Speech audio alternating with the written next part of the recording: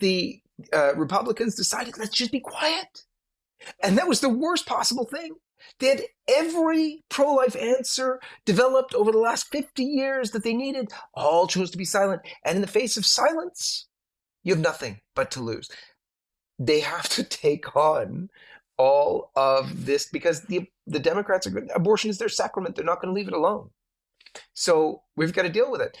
And, you know, Liz, you were saying we need to keep on Trump and keep giving him the assurance of our support, but also to encourage him in life, in family, and also to protect faith.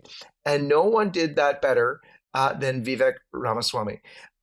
He got out of the race, but his little speech in front of Trump, for Trump, to endorse Trump was just wonderful. Let's take a listen to that. Ramaswamy. Come on up, Vivek. We are in the middle of a war in this country. That's what this is. It's not a war between black and white. It's not between Democrat and Republican, even in a deeper sense. It's between the permanent state and the everyday citizen. Between those of us who love the United States of America and a fringe minority who hates this country and what we stand for. And right now we need a commander-in-chief who will lead us to victory in this war. That's what we need in this country. You got to know you're in a war to win one. You can't win one if you're asleep at the switch, have your head stuck in the sand like most Republicans. And I think that's going to require somebody who isn't bought and paid for, a businessman, not a politician. Anybody heard of that? And that is why last evening I met my friend here, we met in person, and I told him that I would endorse Donald J. Trump for President of the United States and do everything in my power to lead us to victory in this war.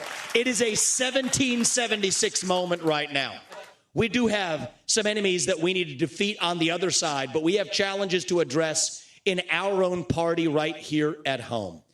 So you know what? If you want somebody who's going to foist onto you to use your social media account, you want to use a driver's license to do it, to have the right to use the internet, this man's not your man. There's another candidate in this race who'll do that for you. It's Nikki Haley. You want to cut Social Security, you want to cut Medicare, you want to cut veterans benefits so we can fork over more money to Ukraine so some kleptocrat can buy a bigger house? Vote for Nikki Haley, not this man right here. But if you want to actually put an agenda that puts Americans first, to say that the moral obligation of your leaders is to the citizens of this country, not another one. There is not a better choice left in this race than this man right here. And that is why I am asking you to do the right thing as New Hampshire and to vote for Donald J. Trump as your next president, because we're not working with a lot of time here. There are two genders in this country. Period. That is the truth. Fossil fuels are a requirement for human prosperity. Drill, frack, burn coal, embrace nuclear energy. Reverse racism is racism. An open border is not a border. Parents determine the education of their children. The nuclear family is the greatest form of governance known to mankind. Capitalism lifts us up from poverty. There are 3 branches of government in the United States, not 4. And the U.S. Constitution is the strongest and greatest guarantor of freedom in human history. That is the truth. We fight for the truth.